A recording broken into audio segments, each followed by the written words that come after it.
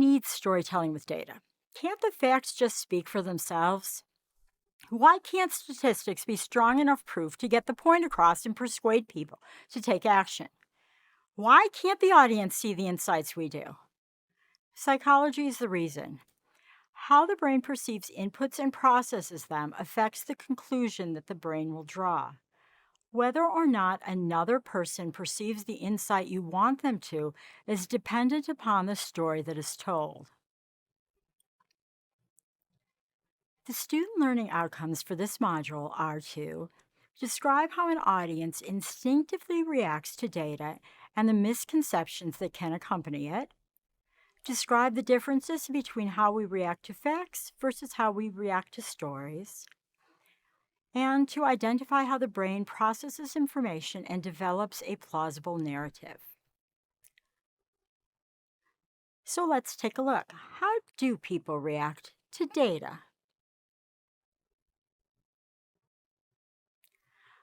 Let's take a look at the psychology that comes into play when storytelling with data. Let's start with why we even need storytelling. Shouldn't the data be enough?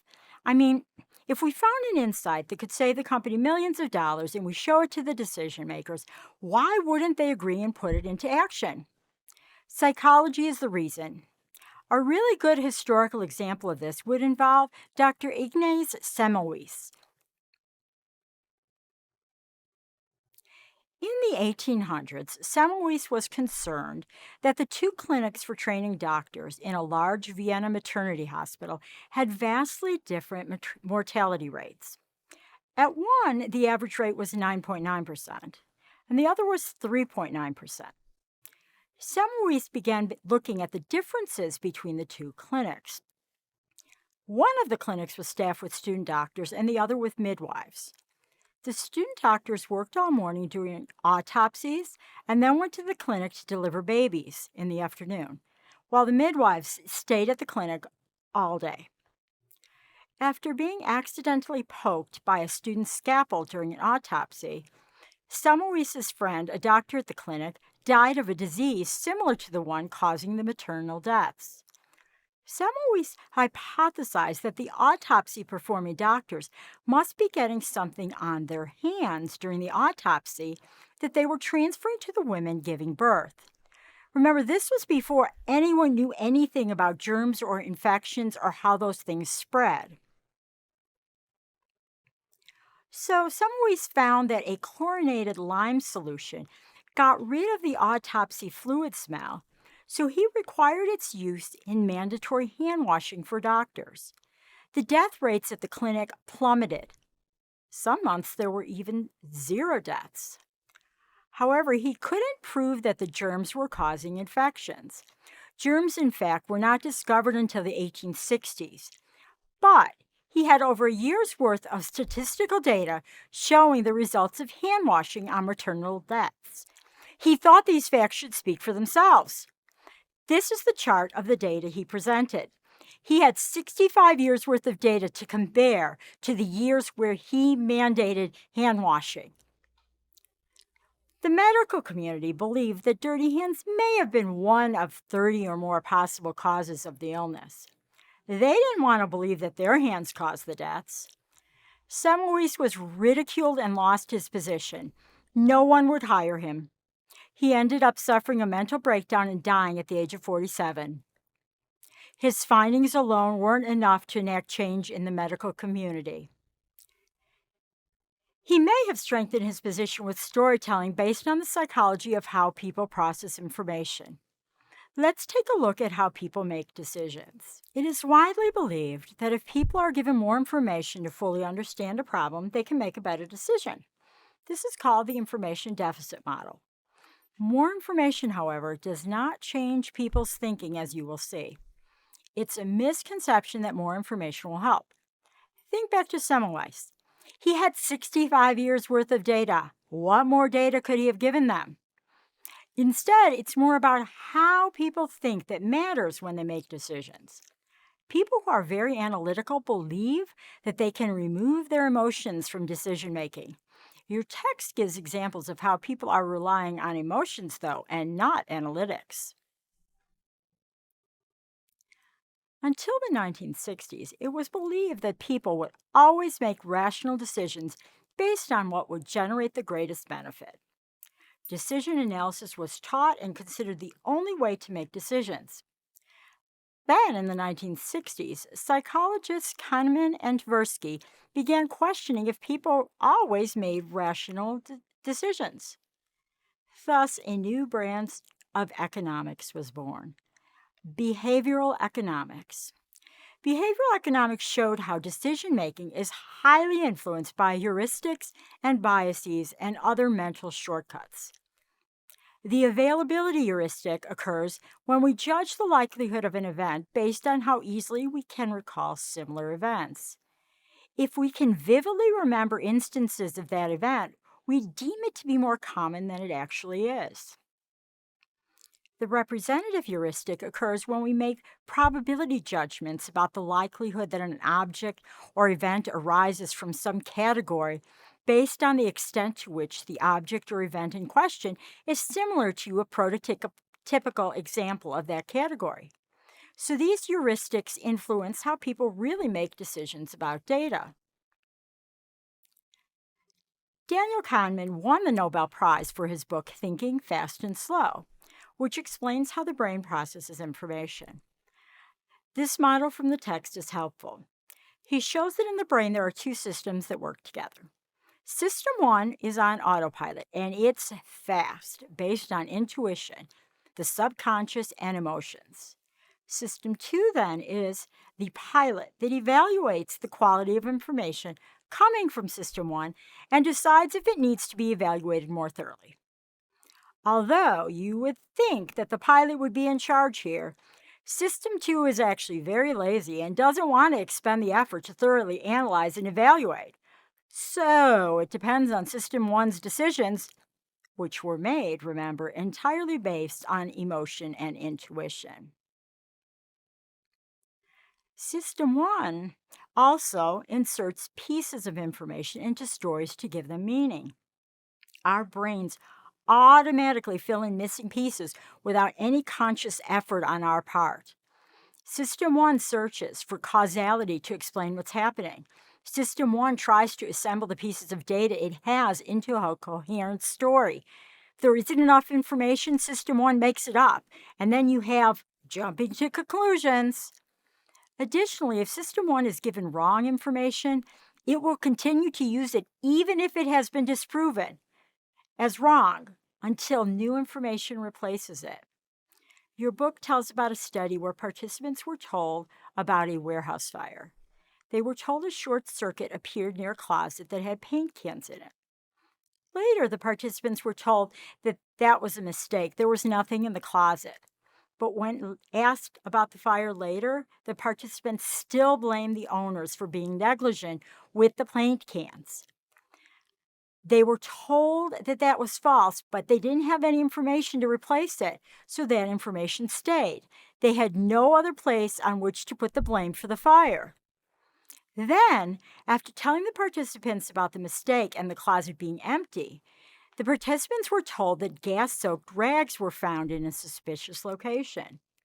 Now there was a cause, and the participants could fill in a new narrative, and that's what the participants blamed the fire on.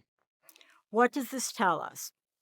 When we're correcting participants' incorrect information, we must replace it with new information so their brains have a story that is still plausible.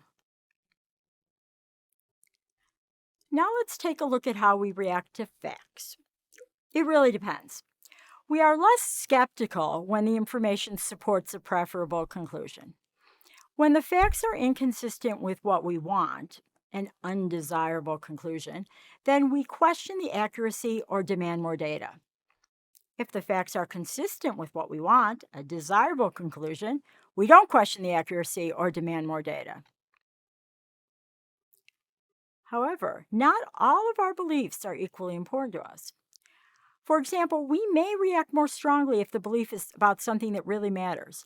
In my case, I'd have a stronger opinion on cookies than potato chips because I really don't like potato chips.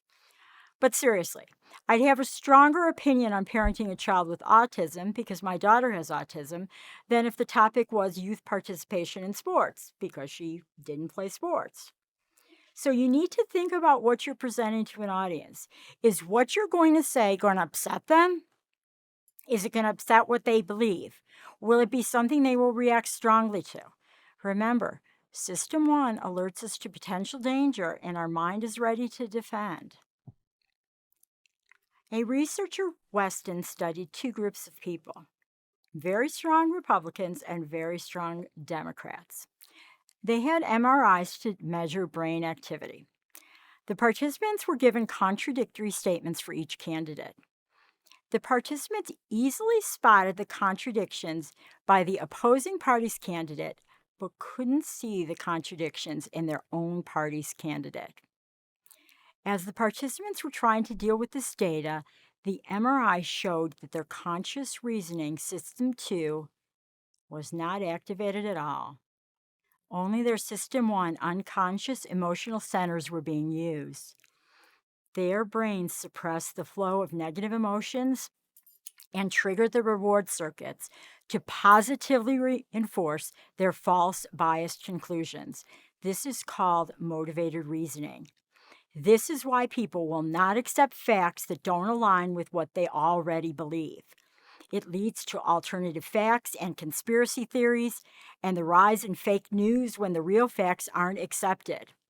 So how do you deal with this when you're trying to persuade an audience to change based on your findings? Normally, what happens is you throw more data at them. By giving them more facts and evidence, you believe you will sway their opinions. However, this generally reinforces their position and they become even more motivated to resist change, which is called the backfire effect. It doesn't work. In studies by Nyhan and Reifler, they used graphs and were able to change misconceptions. This is not to say that data visualization is going to fix everyone's false beliefs, but it will be helpful. Some visuals, too, are not equally effective, which we're going to look at in Module 6, and you're going to study in further data viz classes. But using data viz is one way to change people's perceptions in a manner that facts alone cannot do. We've seen how people react to data visualizations. Now let's look at how people react to stories. When you hear facts, the two areas of your brain that are activated are the Broca's and Wernicke's areas, because those are the areas that process and decode language. When you're listening to a story, other areas of the brain may also be called into action. This increases the portion of your brain that's being activated and is working. There's another interesting phenomenon that occurs when you're listening to a story. In one study, the storyteller and the listeners synchronized brain activity as demonstrated on an fMRI machine. In this neurocoupling, the minds of the storyteller and the audience align or meld. This seems to help foster common ground and reduce contextual difference, which increases shared comprehension. Your text describes a study in which participants' reactions to a sad story were measured by blood tests and fMRI scans and found that the brain produced two chemicals, cortisol and oxytocin. Cortisol is what we feel when we are stressed, and it helps focus our attention on the story. Oxytocin is a hormone associated with trust and empathy. In the study, the researcher could predict who would donate by looking at their oxytocin levels. Other researchers have found listeners transported into the story. They reported being less connected to reality. The researchers also noted that the listeners were less likely to hear inconsistencies in the story because they were so interested in the plot and the protagonist. Other researchers have discovered a sleeper effect, and that the story's ideas become more persuasive over time as they're integrated into people's working knowledge and belief systems. So the research does show that stories help the audience make sense of difficult concepts. Confirming what I spoke of earlier, John Cook and Stephen Lewandowski published the Debunker's Handbook, which explained why people don't always process information rationally and why it's difficult for them to change their beliefs. They found that there must be new facts or a new narrative to take the place of the old because they will prefer an incorrect model over an incomplete one. They also found that graphics played a more important role in addressing misinformation than did text or speech. So let's look back at Semmelweis. What could he have done differently? First, he could have humanized the story by focusing on one woman, naming her and her family. He could have used graphics instead of data tables that he relied on exclusively. Consider how persuasive this chart with its annotations could have been for System 2 when combined with a humanizing story from System 1. That is the power of storytelling with data. He should have told a story with the data.